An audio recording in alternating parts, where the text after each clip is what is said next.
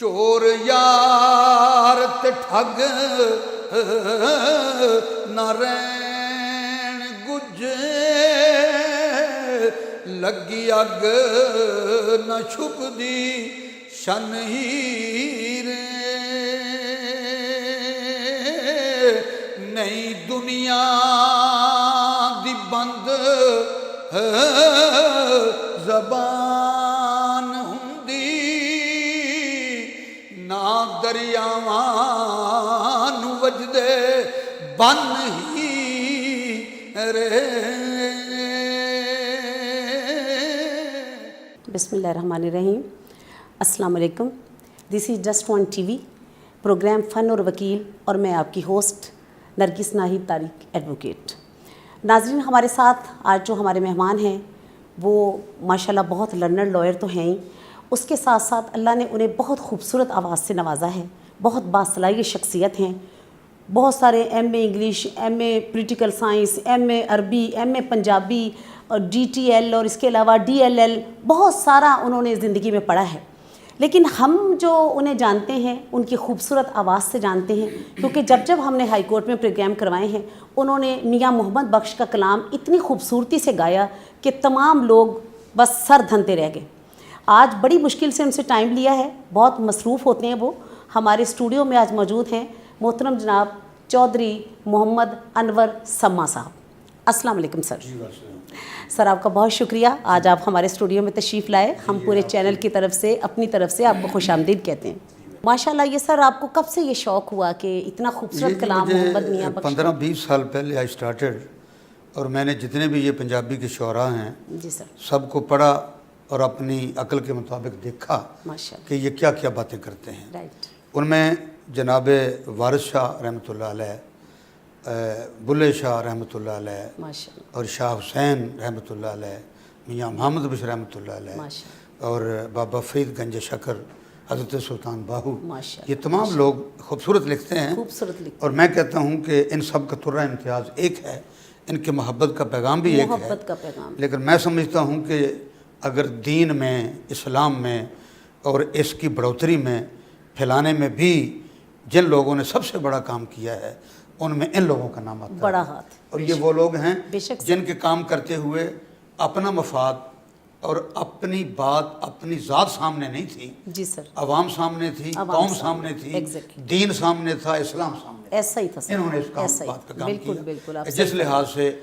باقی لوگ بہت شاعر آئے ہیں، میں کسی کا نام نہیں لینا چاہتا، وہ آئے اور چند دن بڑی پیک پہ گئے، عروج کی بلندیوں کو چھوا اور نیچے گر گئے۔ یہ وہ شاعر ہیں جن کی شاعری 100 سال سے 200 سال سے اوپر ہوا چاہتی ہے، اور آج بھی آپ جو بھی شعر پڑھتے ہیں وہ ہر ایک بندے کو یوں لگتا ہے یہ میرے لیے لکھا ہے اور میری ساری بات کی ہے۔ آپ صحیح فرما رہے ہیں سر، کیونکہ محبت کو کبھی زوال نہیں، زوال نہیں، محبت کو ہمیشہ عروج ہی ملتا عروج ہے، ملتا ہے، اور جی ان کا تو پیغام محبت ہی ہے نا، کہ وہی نا کہ جیسے میرا پیغام محبت ہے جہاں تک پہنچے، تو سر ان کا تو پیغام محبت ہے، اور محبت کو کبھی زوال نہیں ہے۔ زوال نہیں ہوتا۔ تو سر پہلے آپ کیا ہمیں سنانا پسند فرمائیں گے؟ سیف الملوک آپ نے بہت خوبصورت، میں سیف الملوک پر ہی بات کروں گا۔ جی سر، اور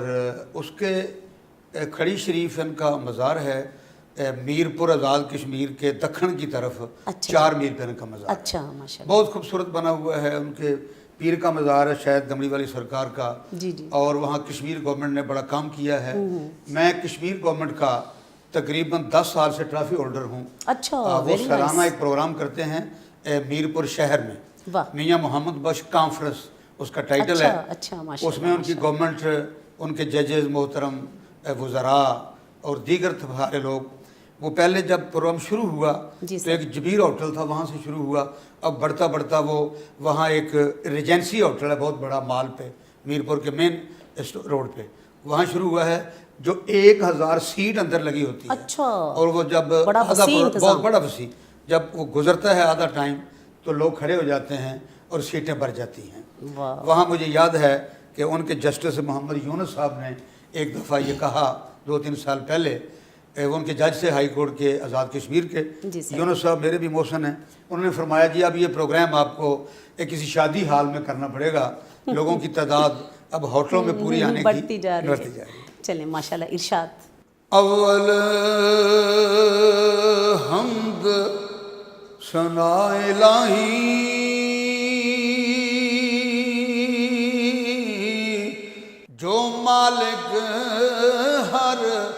ਹਰਦਾ ਉਸ ਦਾ ਨਾਮ ਚਿਤਾਰਨ ਵਾਲਾ ਹਰ ਮੈਦਾਨ ਨਾ ਹਰਦਾ ਕਾਮ ਤਮਾਮ ਮੁਯੱਸਰ ਹੁੰਦੇ ਨਾਮ ਉਹਦਾ ਚਿੱਤ ਧਰਿਆ ਰਹਿਮੋ ਸੁੱਕੇ ਸਾਵੇ ਕਰਦਾ ਕਹਿਰੋਂ ਸਾੜੇ ਹਰਿਆ ਕੁਦਰਤ ਥੀ ਜਿਸ ਬਾਗ ਬਣਾਏ ਜਗ ਸੰਸਾਰ ਤਮਾਮੀ ਰੰਗ ਬਰੰਗੀ ਬੂਟੇ ਲਾਏ ਕੁਝ ਖਾਸੇ ਕੁਝ ਆਮੀ ਐਸ ਅਜਾਇਬ ਬਾਗੇ ਅੰਦਰ ਰਹਿਮਤ ਦਾ ਰੁੱਖ ਲਾਇਆ ਮਾਰਫਤ ਦਾ ਮੇਵਾ ਦੇਖੇ ਵਾਹ ਫਲਦਾਰ ਬਣਾਇਆ ਰਹਿਮਤ ਦਾ ਰਹਿਮਤ ਦਾ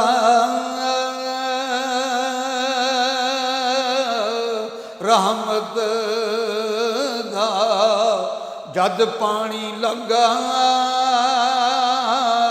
ਤਾਂ ਹੋਇਆ ਹਰਿਆ ਹਰ ਹਰ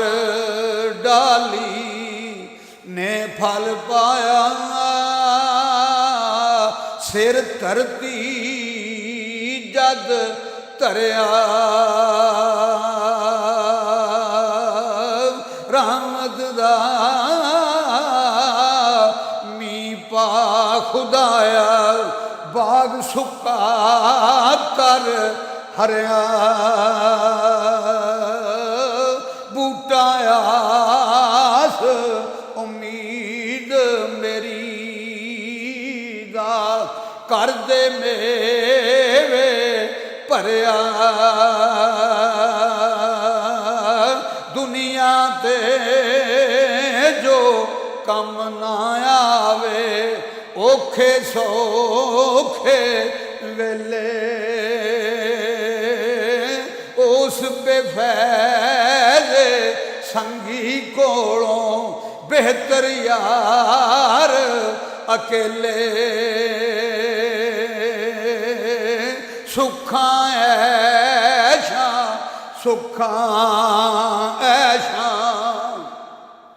ਸੁੱਖਾਂ ਐਸ਼ਾਂ ਮੌਜਾਂ ਅੰਦਰ ਹਰ ਕੋਈ ਯਾਰ ਕੋਹਾਂਦਾ ਸੰਗੀ ਸੋ ਜੋ ਤੰਗੀ ਤੱਕ ਕੇ ਬਣੇ ਪੁੰਜਾਲ ਦੁੱਖਾਂ ਦਾ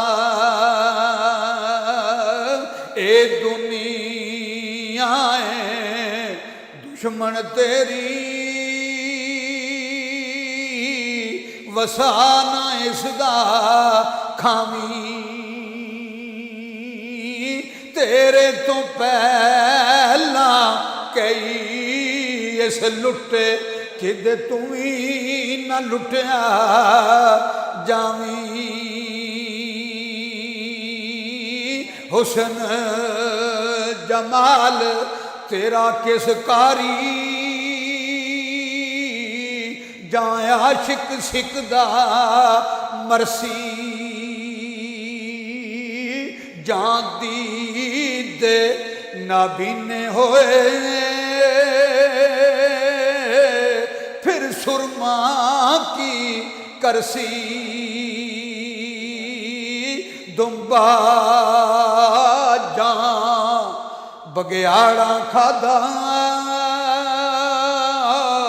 ਆਜੜੀਆਂ ਕੀ ਕਰਨਾ ਕਾਂਗੇ ਨੀ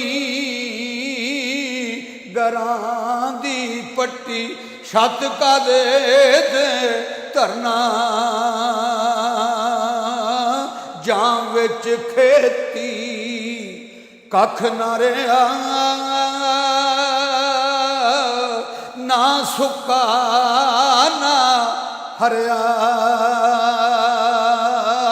ਕਿਸ ਕੰਮ ਧੁੱਪ ਪਕਾਉਣ ਵਾਲੀ ਕਿਸ ਕੰਮ ਬੱਦਲ ਵਰਿਆ ਕਿਸ ਕੰਮ ਧੁੱਪ ਪਕਾਉਣ ਵਾਲੀ ਕਿਸ ਕੰਮ ਬੱਦਲ ਵਰਿਆ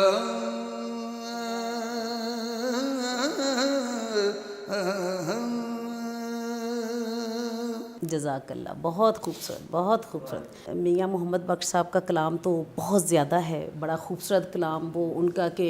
ਭਰਾ ਭਰਾਵਾਂ ਦੇ ਦਰਦ ਵੰਡਾਵਨ ਤੇ ਭਰਾ ਭਰਾਵਾਂ ਦੀਆਂ ਬਾਵਾਂ ਪਿਓ ਸਿਰਾਂ ਦੇ ਤਾਜ ਮੁਹੰਮਦ ਤੇ ਮਾਵਾਂ ਠੰਡੀਆਂ ਛਾਵਾਂ ਔਰ ਉਹ ਬੜਾ ਖੂਬਸੂਰਤ ਤੁਸੀਂ ਪੜ੍ਹਦੇ ਹੁੰਦੇ ਹੋ ਕਿ ਮਾਲੀ ਦਾ ਕੰਮ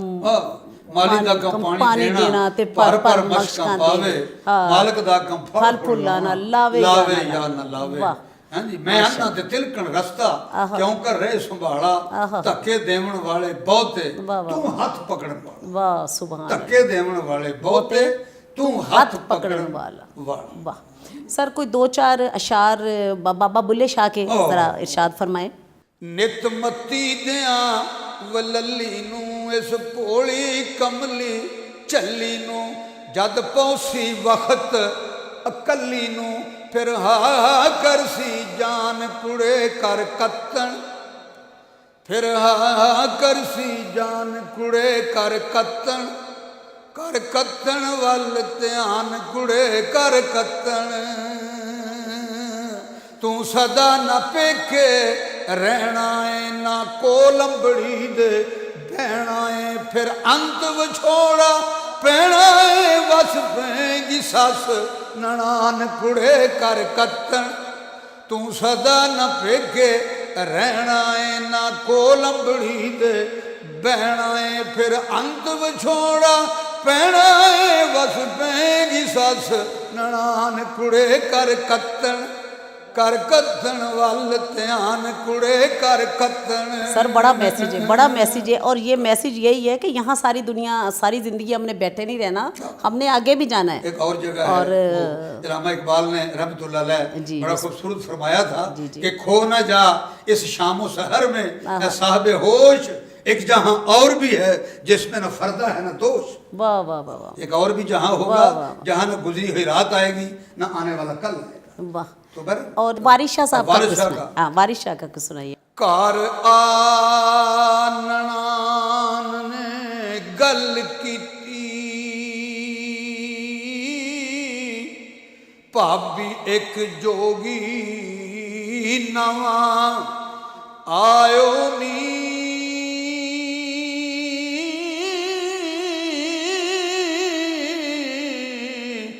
कन्नियो दे दर्शनी मुंदरे ने गल हैकड़ा अजब सजायो नी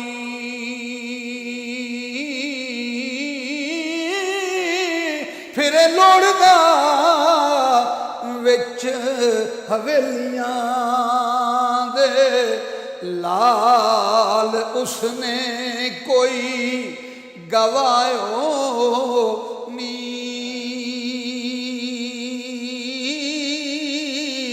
चोर यार ते ठग ना रैन गुजे लगी अग न शुभदी छन हीरे چور یار تے ٹھگ نہ رین گجے لگی اگ نہ چھپ دی شن ہیر نہیں دنیا دی بند زبان ہندی نہ دریاواں نو وجدے بن ہی رے